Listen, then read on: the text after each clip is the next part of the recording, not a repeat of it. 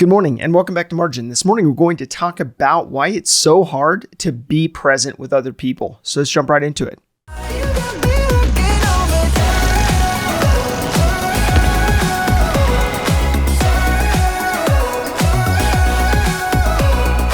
So in order to care for other people, you need to actually learn to be intentional about taking care of yourself so that you are actually available to then care for others. Now, much like the flight attendants who advise you to put on your own oxygen mask before attending to or helping someone else, this shows a greater care for all of those that may be impacted or affected by you actually putting on your oxygen mask first. Now that I say that though, there are very real instances where you and I may need to gain a boost of energy from putting our needs aside and serving someone else. So let me further explain both scenarios and where they apply. So mentoring others is a truly humbling experience. It almost puts a magnifying glass on myself.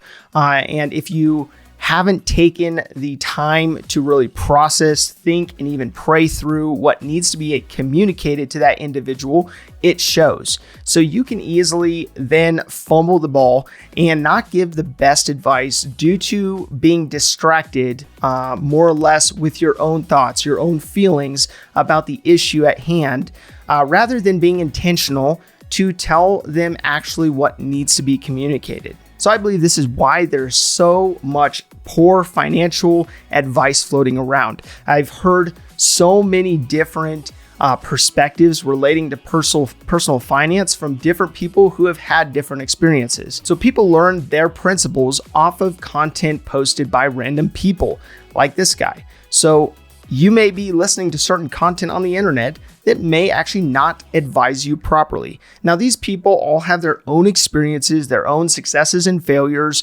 the timing of their decisions, and the influence behind those decisions, steering the conversation to how and when and to what extent they give advice to others. And so you have to kind of filter it through all those lenses as you receive that information. So I think this is why you will see some of my overall approach being less direct than other personalities.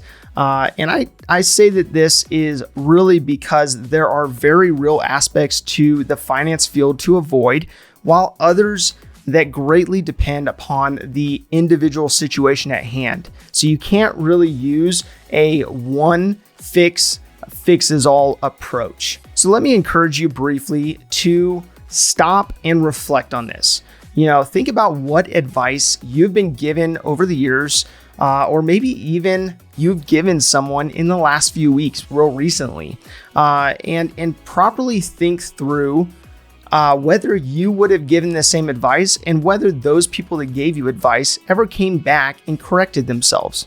Probably not, but it's worth considering in the sense of what advice changes over time. So in dealing with advising others on their personal finances, I take this real seriously. I walk through that process carefully, through that conversation, thinking not only about the facts that need to be communicated, but what I would do if I were in their shoes, why I would go about a certain issue in a certain manner, and to what extent and when I would apply that principle in other areas. So I think the advice to run out and buy a home can be a great advice, a great piece of advice for one person, and meanwhile be a terrible bit of advice for someone who's not prepared, someone who hasn't gone through the steps of making sure that they don't become house poor because of that decision. So another example of this would be going to school for a certification or maybe a trade school of some kind.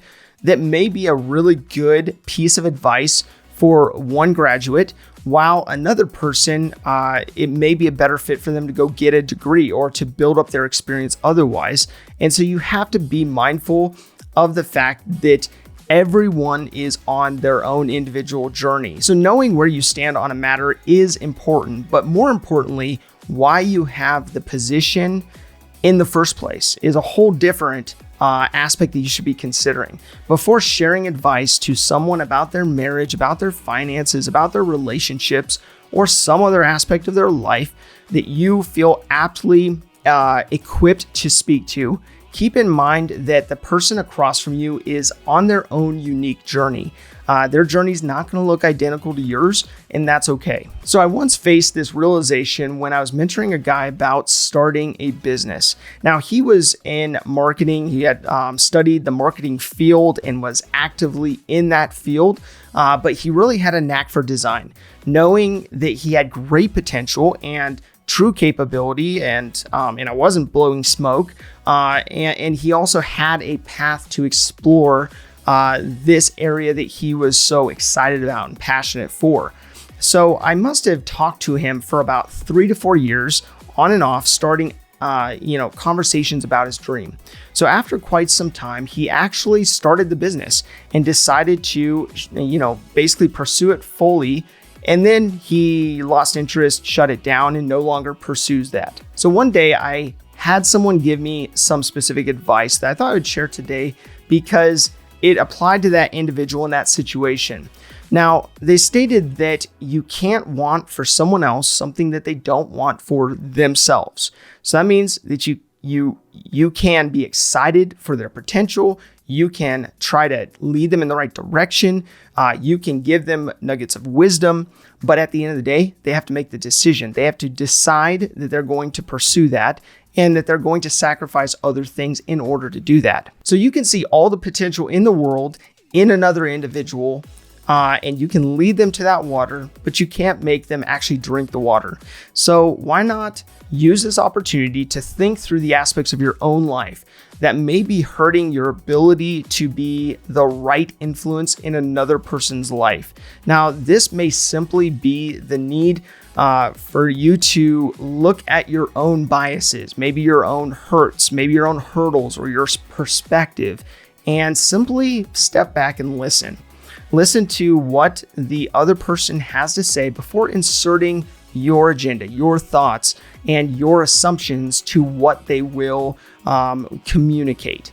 And I feel like this is a really good step forward in order to give advice that you can actually have an impact with, that it will not fall on deaf ears. Now, you've probably heard the saying that it is better to give than to receive. So countless studies have been done on the effects of prioritizing the needs of others when you are struggling with depression, when you are cynical, or when you are feeling hopeless. Now, part of this process may be helping someone else in order to prop you up and realize what's in you, the impact that you have the potential and capability of having, and maybe even the wisdom that you have buried down in you. So you can use this as an opportunity to really look at, okay, if I'm really feeling just terrible right now, how do I go out and serve someone else so that I can be actively involved in their life, and meanwhile increasing my purpose, increasing my my overall